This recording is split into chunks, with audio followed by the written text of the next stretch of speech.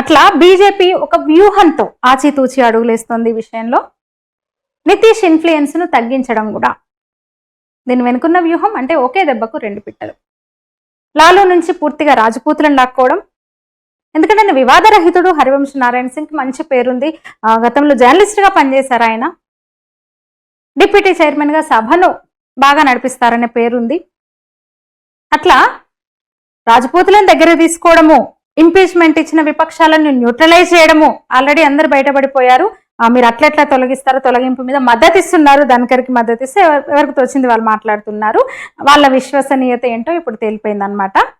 అట్లా విపక్షాలను న్యూట్రలైజ్ చేయడము, రాజపూతులను పూర్తిగా తమ వైపు తిప్పుకోవడము, లాలూ శిబిరం నుంచి నితీష్ ప్రభావానికి చెక్కు పెట్టడం, నితీష్ కుమార్ ప్రభావాన్ని తగ్గించడం, ఇన్ని ఉన్నాయన్నమాట బీజేపీ ఈ వ్యూహం వెనుక. 15 నుంచి 16% ఓట్ల మార్పు జరుగుతుంది. ఇక రాజపూతులు చెప్పిన కదా, చాలా వాళ్ళు ప్రతిష్టకు పోతారనమాట. అంటే తమ సామాజిక వర్గానికి చెందిన తమ రాజపూతును ఏకంగా ఉపరాష్ట్రపతి, అంటే దేశంలోనే 2వ అత్యున్నత రాజ్యాంగ పదవి కదా, ఉపరాష్ట్రపతిని చేస్తే ఇంకా వాళ్ళు గౌరవంగా ఫీల్ అవుతారు, ఇటు సైడ్ వస్తారు.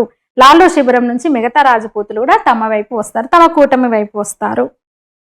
అలాగే రఘువంశ ప్రతాప్ సింగ్ అప్పుడు రాసిన ఉత్తరాలన్నీ కూడా మళ్ళీ బయటకు తీస్తుంది. ఆ ప్రస్తావన కూడా మళ్ళీ ఇప్పుడు రాజకీయాల్లో చర్చనీయాంశమైందనమాట. బీహార్ ఎన్నికల వేళ ఇక అక్రమంగా వలస వచ్చిన, ముఖ్యంగా రోహింగ్యాలు పెద్ద ఎత్తున చూసినాం మనం. అసలు ఎన్ని అక్రమ ఆధార్ కార్డులు బయటపడ్డాయో, నకిలీ ఆధార్ కార్డులు బయటపడ్డాయో. ఇల్లీగల్ ఇమిగ్రెంట్స్ ను ముందు పెట్టుకొని అధికారం పొందాలనుకుంటున్నా ఆ కూటమికి ఇట్లా కూడా దెబ్బ కొట్టచ్చు. ఆ కూటమి ఆశల మీద దెబ్బ కొట్టాలన్నది కూడా ఇంకొక వ్యూహం బీజేపీది.